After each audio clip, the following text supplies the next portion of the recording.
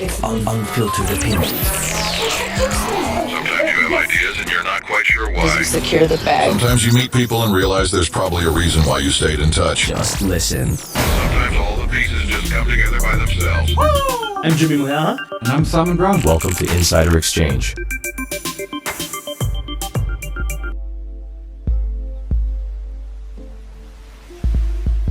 This week, we are diving into something special requested by our community.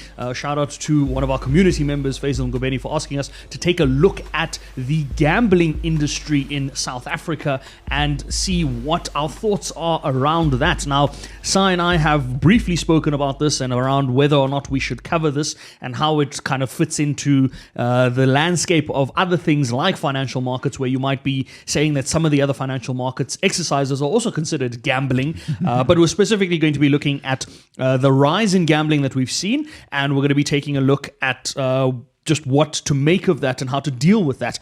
Interesting statistic from the National Gambling Board to kick us off is that between April 2023 and March 2024, South Africans spent 1.1 trillion rand in the local gambling market. I need to lie down.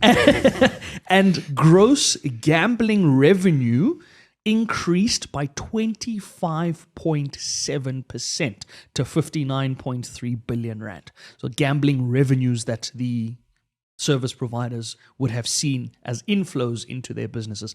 Now, there are various things that we're going to get into from a gambling perspective. I mean, obviously, we're going to start off with your initial thoughts, Sai, after you get up from your little lie down. But I want to look at things like regulation around gambling, look at what companies are doing from a marketing perspective. We've seen a lot of one of the gambling companies sponsors our South African National Premier League, right? So those sorts of things. But I suppose let's start with what we make of the gambling space. It sucks. You know what? So I don't know if you've seen, and I don't even know which gambling site it is. It truthfully doesn't matter. They come up all over my Twitter streams at times, and they're like, "Oh, so and so put down 10 rand and made 200,000." Imagine if a stockbroker did that. The FSCA would shut them down before they had like before that tweet had even got halfway around the world. They would be shut down by regulators, etc. Now, can you turn 10 rand into 100,000? Sure. Yes. Often, no, just not viable. It preys on poorer people more, I suspect, because it's the instant gratification. I was chatting to someone again in the FSP space recently, and she was, who are our competitors and how do we? And I said, look, the problem is your competitors in the lower income space, truthfully, well, not even in the mid income, are the gambling sites. And the trick is a gambling site can promise, and they do, rich by weekend. Whereas the FSP is like rich by retirement. I mean, who wants to wait for retirement when it can be weekend?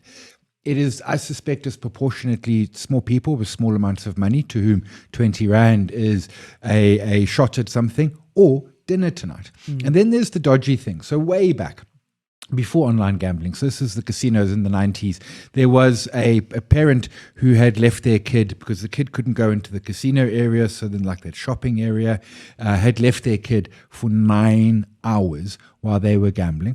And the casino was very, very upset because this is child abuse, and so they banned the person for 1 week.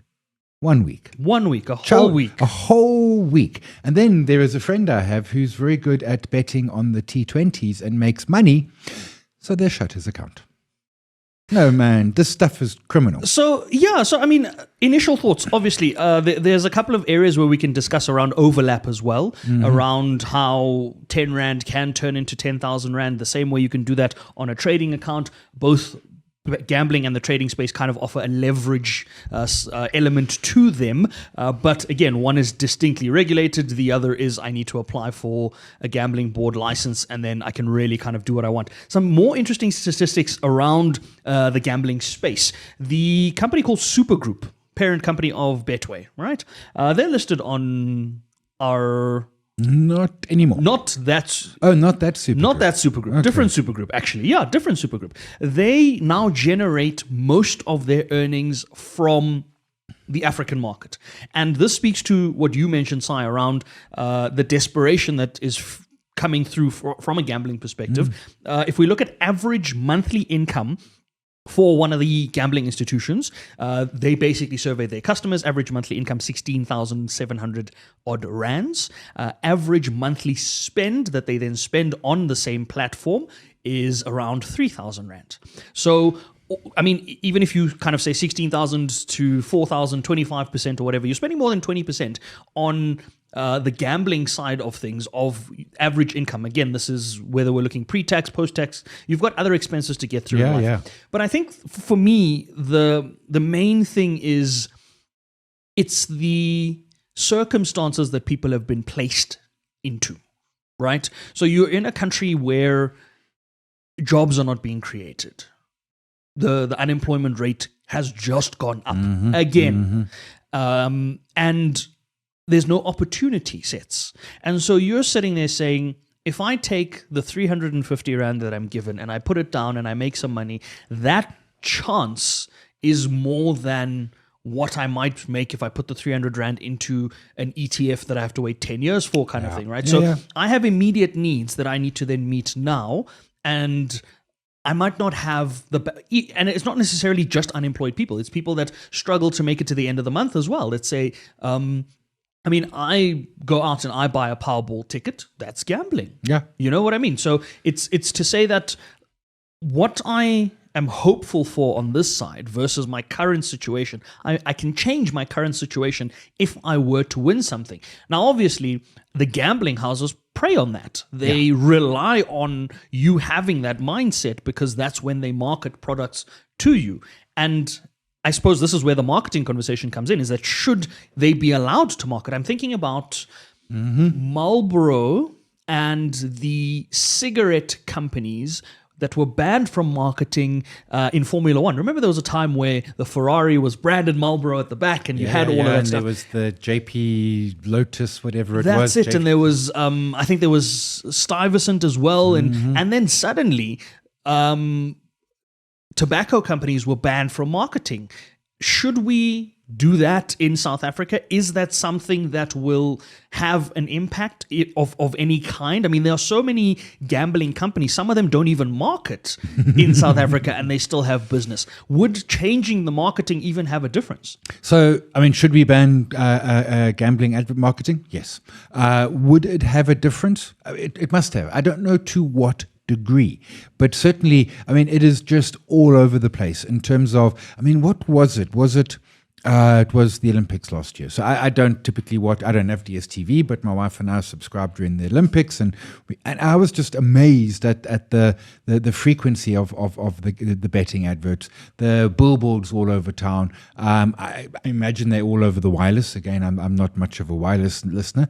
Put it this way, if it didn't work, they wouldn't do it, right? So it must be working. They must be getting an ROI on the money that they spend on their marketing. So, I mean, should we ban it? I mean, sure. And that marketing now extends to other areas like sponsorships, right? Yeah. So I want to look at that because we've got T-shirt sponsors, you've got guys that are sponsoring an entire league. The Premier League in South Africa is sponsored by a gambling company. And that's obviously from the sporting side of it is one thing, right? People place bets on sporting activities. Fun fact, Cricket SA has an Indian betting company sponsoring them. Hansi Cronje, anyone? Ooh. Haven't we been down this road before? Wow, that came out of a very old Pandora's box of sorts. But yes, the EPL, they've looked at banning front of shirt sponsorships from 2026. But it's not just the front of the shirt that's visible, you know what I mean? So it's like, oh, we want to ban it, but we still want the revenue, we still want the money. And betting companies are also willing to pay for the advertising space because they see the ROI, as you're saying. I mean, if I'm putting down 1 million or 2 million or whatever, if I'm willing to put up that kind of money, I'm obviously assuming I'm going to recoup that money back. There's no way I would, in my right mind as a business, put down that kind of marketing spend if I don't think I'm going to get it back. 100%. And I remember it was the Benson and Hedges 50 over cricket, white ball cricket tournament in the late 80s. And then cigarette advertising was getting banned and everyone was like, cricket will die. There won't be any more. And well, it's still there because you know what? Okay, so alcohol stepped into the breach. Another, we'll park that one. But the telcos and suddenly it turns out there were other peeps, the banks. I mean, it turns out there were a lot of other peeps prepared to throw money at it. It was confirmed by the Betway CEO that it is the single biggest investment in South African sport. Guess the amount, Si. Over 5 years. The entire deal, yes. I think it's a 3-year. No, it's a 3-year deal. $500 million.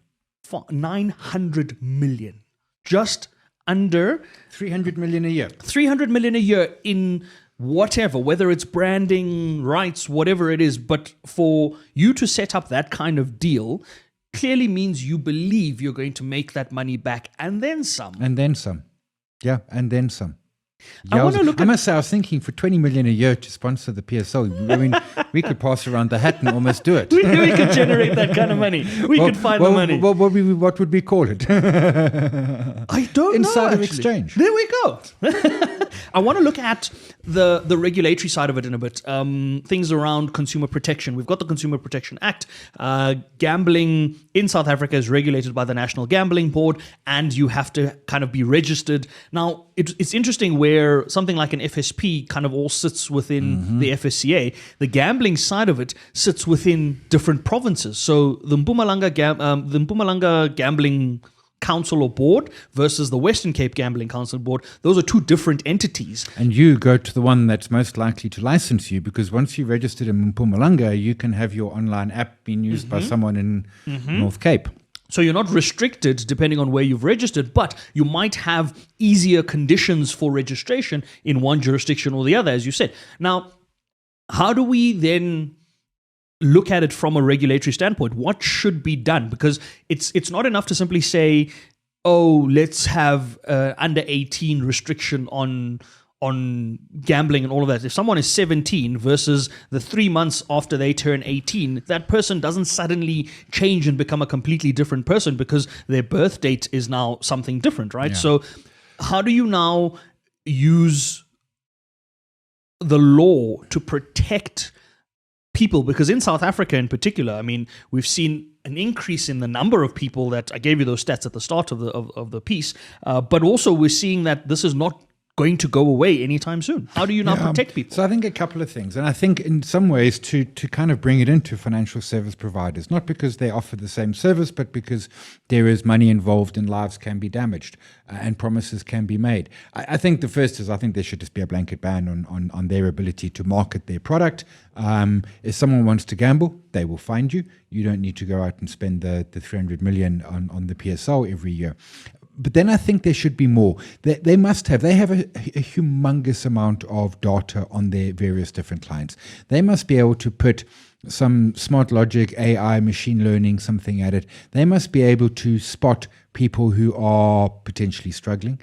They must be able to spot people who, I mean, as one example, I tried to take $500 out of my credit card and it's declined, but then 3 days later after payday, I put the $500 in. It's like, okay, so there's stuff that you can pick up quite simply. Almost a compliance officer embedded in those organizations who says you need to be doing more to protect your customer. And as I'm saying that, I'm realizing it is so nanny state, but gambling ruins lives. Yeah, so, and I mean, this is not just the sports betting and those sorts of things. They are full-on casinos, right? And the one is apparently you try to keep a plane afloat or something.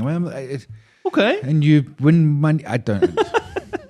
So, again, perhaps we'll look at that before we wrap up is the gamification side of it, the gamification of gambling. But from a compliance officer perspective, as you mentioned, a lot of these companies, a lot of the casinos put out a thing that says, oh, here's a voluntary exclusion thing where you can go and say you're an at-risk person and then you can voluntarily exclude yourself from the gambling world and all of that. And then you also see guys promote National Responsible Gambling Council. There's a whole number and all of those sorts of things. But at the same time, the viewpoint from the service providers and the service providers being the gambling houses, the gambling companies, is we're not forcing you to do this. We just happen to be putting it kind of in your face. Sure, but it's an addictive, dangerous product. Yeah, but also with guys like the casinos, not only do we know it's addictive and that we do subtle things. We remove all clocks from inside of a casino floor so you don't know what time it is. We create ambient lighting. We create perfect ambient temperature so you don't feel too hot or too cold. So we inherently do all of those things. But no. We're not the ones that force you to come and lose money or create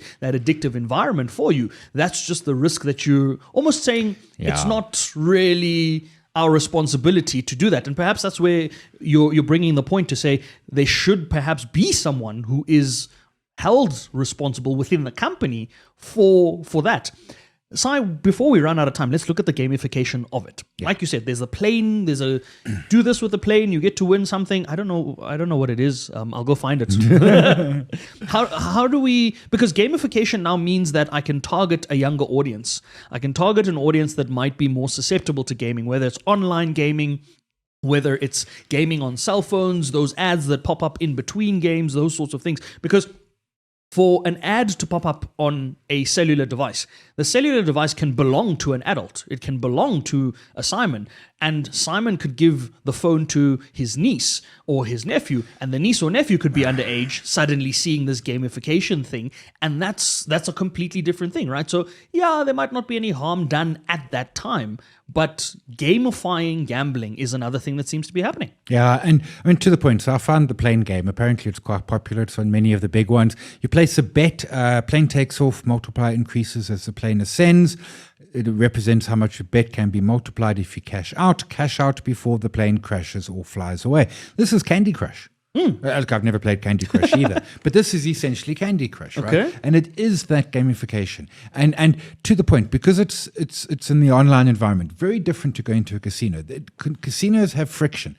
You've got to get there. Security. You've got to get through and you've got to physically get to the casino and all of that sort of stuff. Yes. This is just, I mean, and they can properly gamify it. They know, they probably also got their entrails all over your phone. They know when you're, doom scrolling, so they Twitter or Facebook, so they quickly pop you or something. They know when your payday is because they can see the deposits, notwithstanding they might be seeing the alerts on your phone. Because to be clear, apps can have insane access into your phone.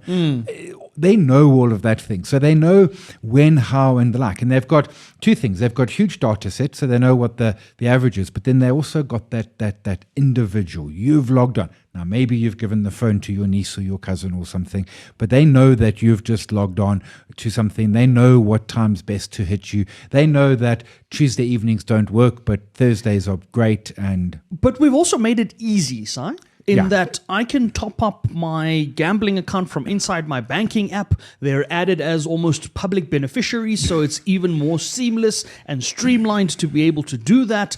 We've seen the likes of Sunbet come out and say they're going digital as well because of the pandemic. Obviously, that forced them to look at their business model a little differently. So even the casino in its traditional sense is now migrating to a digital space. But then how do you protect yourself from a digital context? How do we make it harder in the digital world to access? Because in the real world, for example, limited payout machines, exactly as they say, limited payout, etc., which is Gold Rush, which I'm still not a fan of, but is a lot less of a issue.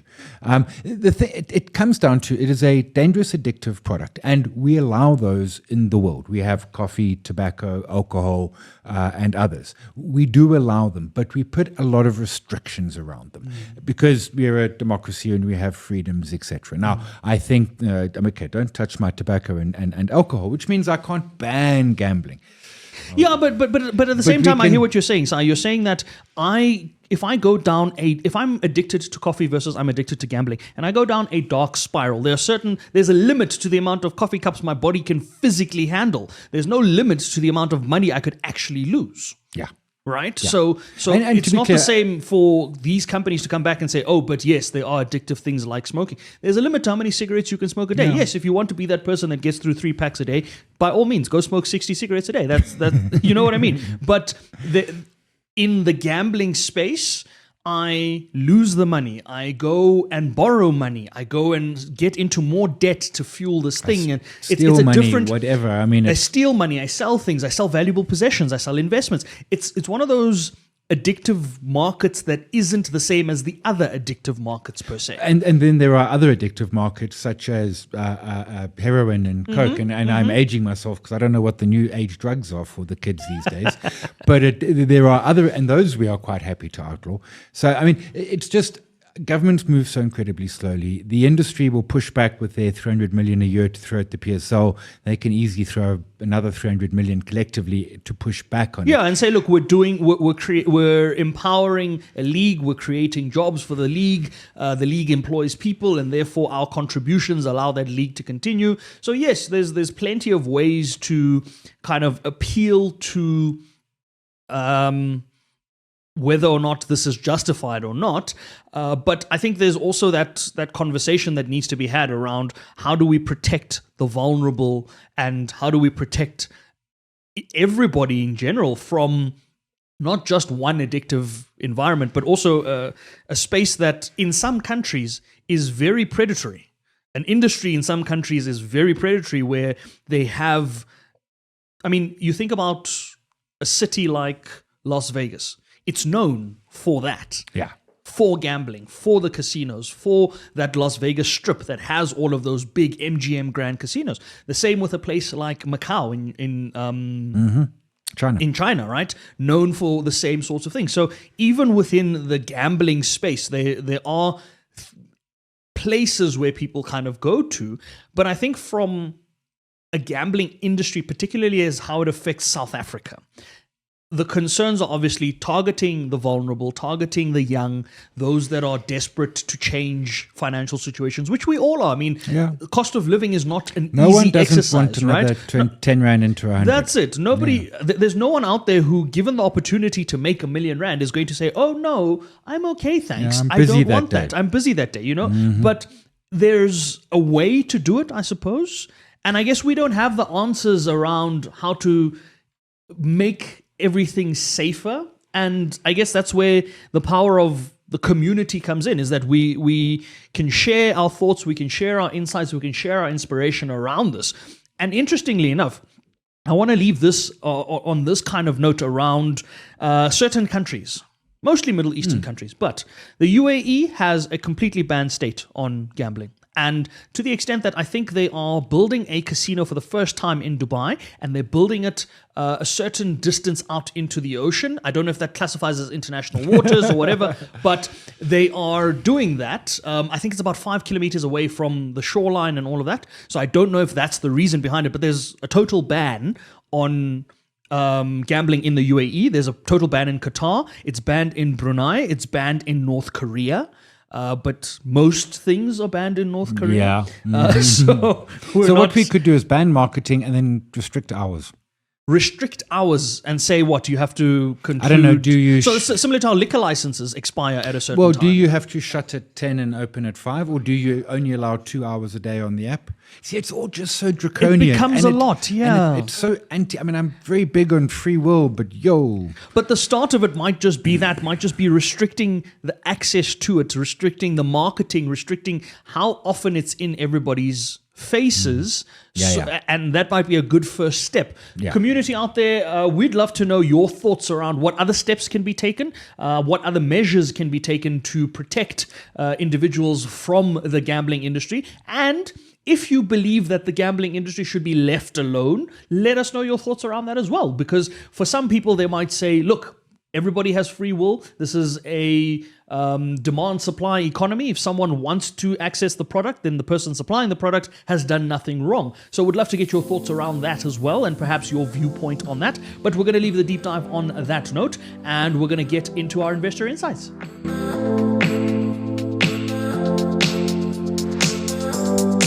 And we wrap things up with our investor insights. We're taking a look at a very special event coming up later this month. In fact, coming up next week. That is the Finance Magnets Africa Summit. And thank you to the team at Finance Magnets. They've graciously agreed to partner with us on this event.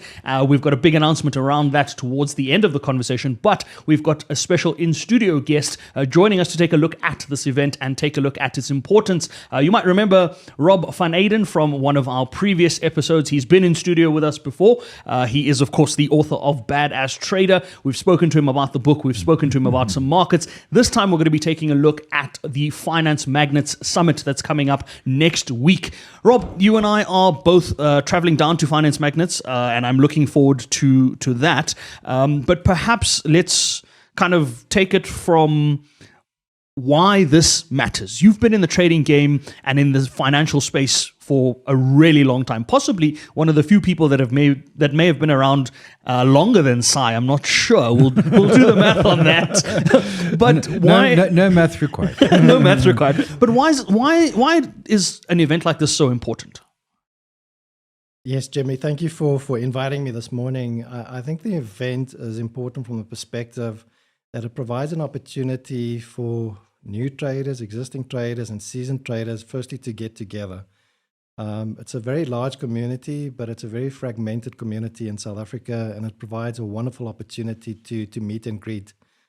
For me, the biggest thing about Finance Magnates is basically for traders to learn from other traders and other market experts. There's a lot of information out there, and I'm embarrassed to say, actually, with all of the information, the numbers haven't shifted. We're still seeing that 71% of traders do not make it. We know that over a period of 4 years, only about 1% survive. And when I chatted last time to you about prop trading, it seems the ratios are even more horrendous there, with a success rate of 4%. So there's a lot of information out there, but we know what we know, but we keep on doing what we know. And hopefully this Finance Magnates would highlight a lot of things. There's a wonderful host of people presenting and sharing stories as well. And I think the big message, which I hope people get from Finance Magnates, is that, yes, trading is hard. But it can be done, and it can be done successfully.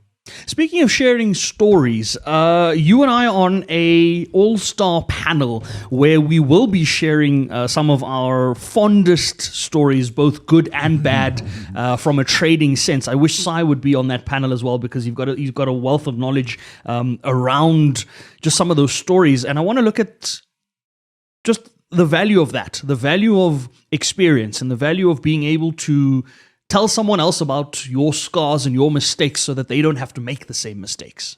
Yeah, it's a good thing because, I think I wrote about it in the book as well. I have blown up 3 accounts myself. So I think it's a rite of passage. It seems that you have to blow up account 1 or 2 or 3, hopefully not more than 3. So I'll be sharing my insight in terms of what turned the needle for me. I was introduced to 2 mentors, a lady out of Australia. And then I'll mention it. I can't mention his real name, and people might be surprised, but he used to go under the name of Jack Shark. So that should be intriguing enough, what the lessons I learned from Mr. Jack Shark. All I can share with you was a Chicago pits trader.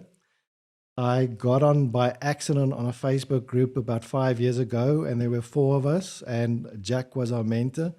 And Jack shared a lot of information which I have still not seen today in terms of risk management, viewing the market, and he even went as far as affirmations in terms of what you should do before trading, which I've also not picked up before. So I'm looking forward, if I get to ask the question about Jack, I'll share some of Jack Shark's wisdom.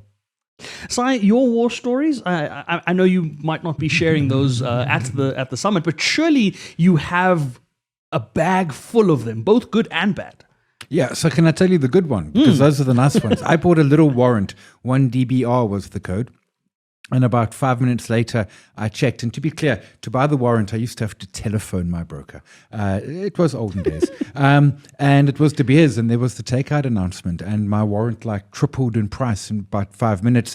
And about 10 minutes later, I got a call from Peter Redman at the JSC. Was it Peter Redman?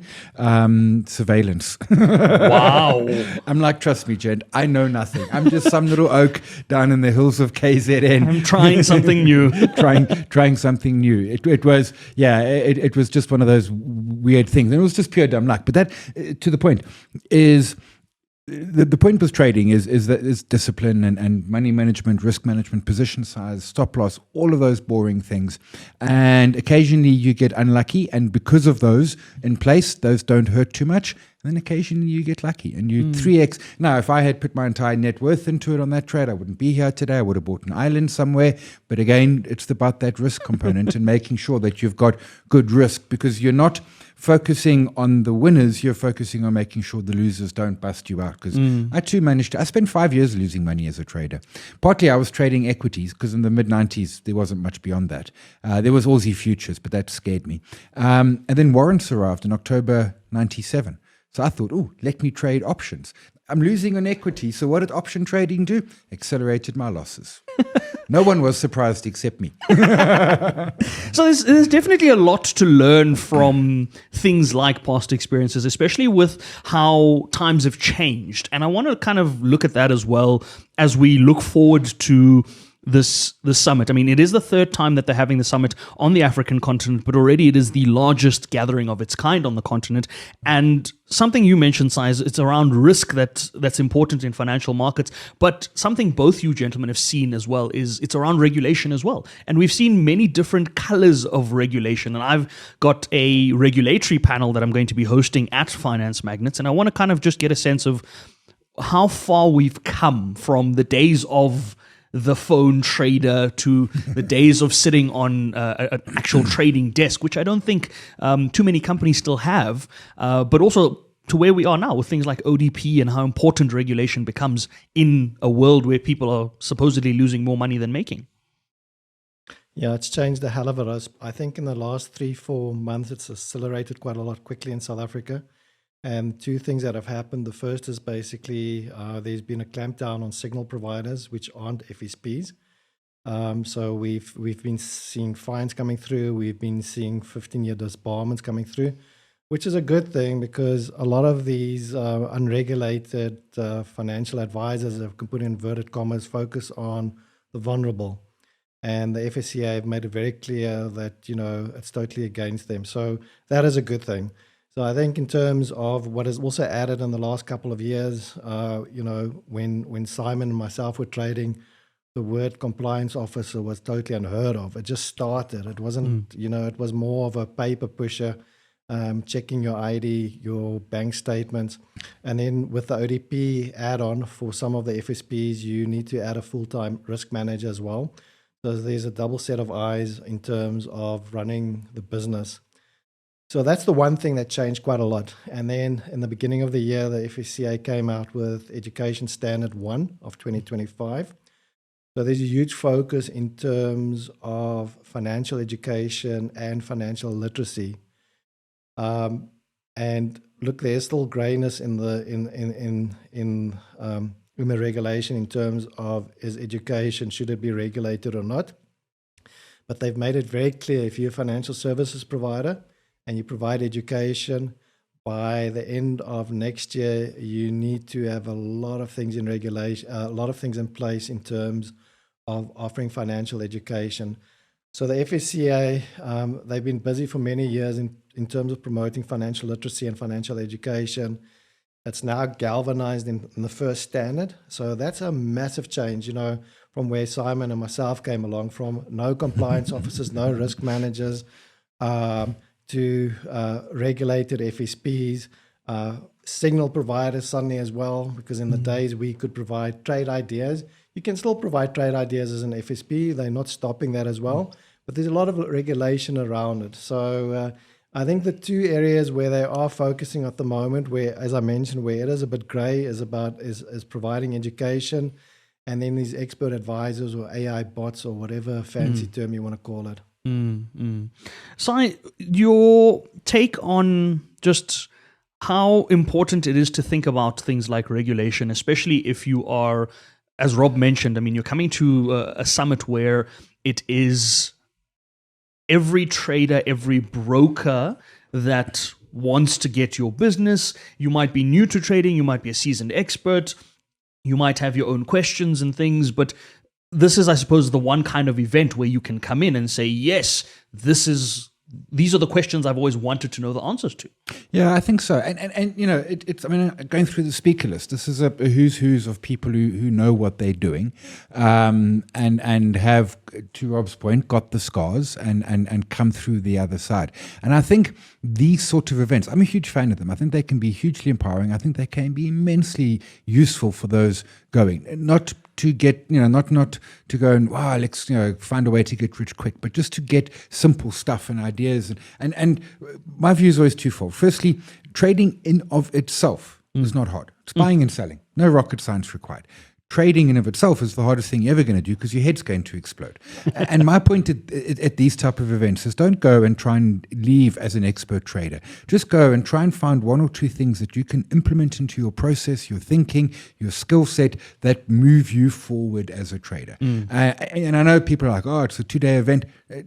Just try and find one or two things that make you a better trader. Whenever I read a book or have a conversation or go to an event like that, that's always my aim. And to be clear, we all always getting better, and just trying to just sort of master it and get a step further and a step further, not to sort of think that you can go to a 2-day event and you will be trader on Monday morning.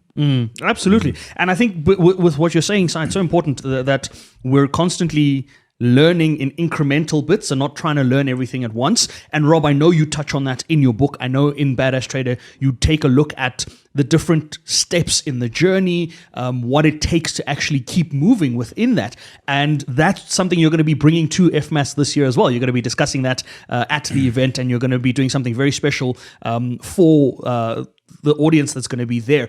But I want to kind of just get a sense from an overall perspective around just what are you looking forward to about next week? I mean, you and I are going to have plenty of discussions with plenty of people and all of that, but what's the one thing that you're saying that, if, as I mentioned, I mean, if there's one thing you're looking forward to imparting on someone that's attending, what's that going to be?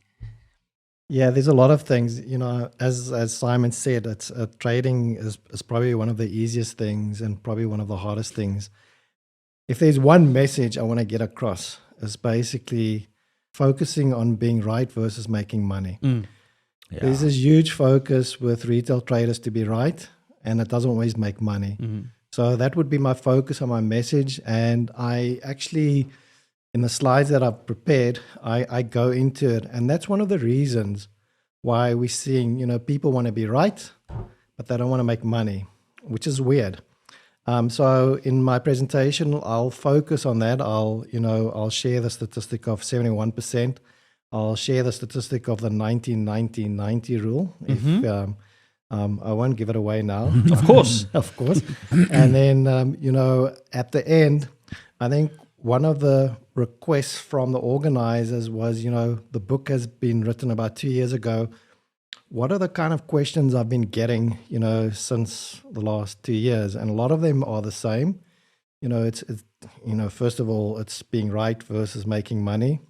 You need an edge to trade successfully. You need to manage your emotions. And then I'll stop on a topic which you requested me a while back with Simon to talk about as prop trading. Okay, look, it is a mechanism of getting capital, but the statistics are horrendous out there. 40% pass the challenges, and then once 90% fail the challenges, and then once they are funded, 40% only succeed. So if you add those two up, you're sitting with a success rate of 4%. So I will go into what it takes to become a funded trader with a reputable prop shop. There it is. There's the key word there, folks. It's reputable. But we're going to leave that teaser on that note. The Finance Magnets Africa Summit is taking place next week on the 29th and the 30th of May at the CTICC in Cape Town. We thank the Finance Magnets team, the team at Ultimate FinTech, for partnering with us on this. And that partnership is that announcement that I promised you at the start of our show. It is that Insider Exchange is the official podcast partner for Finance Magnets Africa Summit this year. So we're going to be there. We're going to be answering some of your questions. We're going to be speaking to executives such as Rob. And some of the other speakers that are going to be there. As I said, I'm on a couple of panels as well, so you'll be getting some insights from me around some of the stories that I have to share and some of the insights that we have. So if you haven't already booked your ticket, you can still go and register for that. You can still go on to the Finance Magnets Africa Summit website and get your ticket. It is free to attend this event.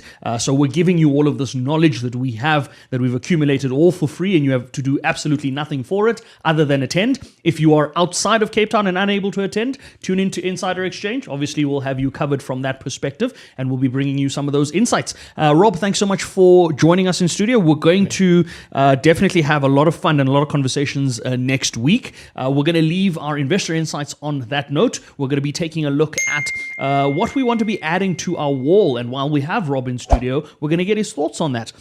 United Health. It's the healthcare company that had its CEO, I don't want to say mysteriously unalived. It wasn't really mysterious. It happened. Shot in the back of the head on CCTV. Yeah, and the subsequent fallout of that has been absolutely crazy. I mean, the stock has been down following a poor set of numbers that came out after the CEO's passing, I suppose. And since then, the stock's down a further, I think, 30%. So it's down about more than 50% year to date. Rob, is that something you would have on your or in your portfolio if you could? Well, personally, I do not trade like that. So my own trading methodology would be an open range breakout. And then at my end of day, it would be basically a breakout method as well. So for the breakout method to work, there needs to be volume increase and it needs to have a positive breakout. So those kind of news events I would not be looking at, but I can understand if you're fundamentally following this company or you follow a different methodology, that this would impact. Even though some CEOs get it wrong, but it's better to know the devil than don't. And then with a bad set of results, it's like a double whammy. So I can understand why the stock took there's just too much uncertainty, and markets don't like uncertainty, even though results weren't great and maybe it's a questionable CEO, but markets do like certainty. So my own trading, it probably would have not come on my watch list, nor on my scan list, nor as a signal. Also, I trade large gap shares for liquidity reasons. So I probably would haven't seen that coming. Si, you just don't like healthcare stocks. Nope. I like healthcare, but not healthcare stocks. And there's a couple of, there's all the R&D and all of that. Yeah, that's fun. They earn it back. What bothers me with healthcare stock is that cost of healthcare has been rising well ahead of inflation the world over. And at some point, governments, and to be clear, most governments are the buyers of healthcare services in Europe and places like that, where they have state healthcare. And at some point, the government comes to you and says, about that nice profit you got there, shame if something were to happen to it, which is essentially what Trump said, 2 weeks ago or so. And to be clear, he's not wrong. I mean, he, in this particular point, American healthcare is immensely expensive.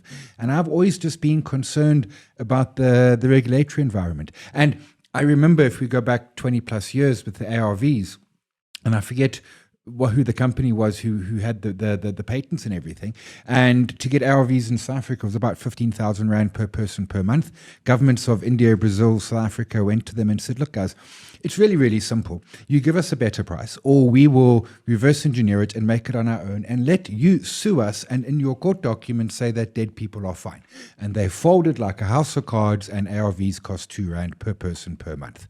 And to be clear, they still make money on that. It's above cost of production. And someone's going to discover a cure for Alzheimer's and different cancers and the like, and they'll have a short window until South Africa, Brazil, India come knocking on your door. I don't like healthcare stocks. One exception is the likes of Skylar and stuff. We make the beds nice and easy. And maybe even the folks who do the robotic surgery and stuff. But healthcare, I stay away. Let's be clear. We added Johnson & Johnson to our wall of preferred picks, but that was entirely because it was a dividend aristocrat that had paid dividends for 60 plus years in a row, and so therefore that made sense. What are we doing with United Healthcare? Are we even considering putting it anywhere on our wall? Do we have a stay the heck away from section? Yep, we do. Then Yep, we that actually one. do. And to be clear, Johnson & Johnson is healthcare, but it's like it's not the cutting edge drugs and that sort of stuff.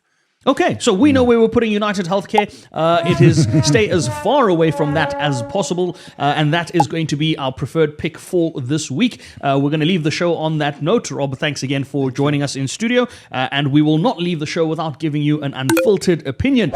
This week's unfiltered opinion of the week is a quote from Mozart in the Jungle that says, "You say amateur as if it's a dirty word. Amateur comes from the Latin word amare, which means to love, to do things for the love of it."